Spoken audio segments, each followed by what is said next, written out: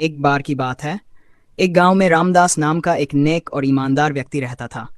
वह हमेशा जरूरतमंदों की मदद करता, सच्चाई के मार्ग पर चलता और किसी का बुरा नहीं चाहता।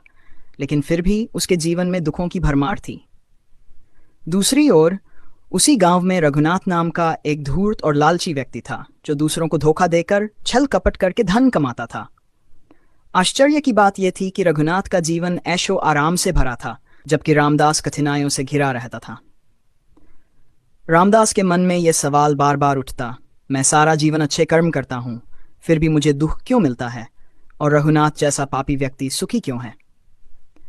अपनी इस दुविधा को सुलझाने के लिए वह गांव के एक ज्ञानी संत के पास गया और अपनी पीड़ा व्यक्त की। संत मुस्कुराए और बोले, बेटा, मैं तुम्हें इस प्रश्न का उत्तर एक कहानी से दूंगा। संत ने समझाया, एक राजा था जो न्यायप्रिय था, लेकिन उसके राज्य में एक अपराधी था जिसने बहुत सारे पाप किए थे। राजा ने सोचा कि उसे तुरंत कड़ी सजा देनी चाहिए, लेकिन तभी मंत्री ने कहा, महाराज, उसे थोड़ा समय और दे दीजिए, हो सकता है वह अपनी गलतियों को सुधार ले। राजा ने मान लिया और अपराधी को कुछ समय और दिया। दूसरी ओर एक सैनिक था जिसने हमेशा ईमानदारी से राजधर्म निभाया। एक दिन युद्ध में वह घायल हो गया और उसकी मृत्यु हो गई। लोग सोचने लगे कि जिसने जीवन भर सेवा की उसे मृत्यु मिली, और जो अपराधी था उसे समय मिल गया। लेकिन राजा जानता था कि सैनिक ने अपने कर्मों का फल पा लिया और अपराधी को अपने कर्मों का फल भविष्य में मिलेगा। संत ने आगे कहा, रामदास, यह संसार एक कर्म भूमि है।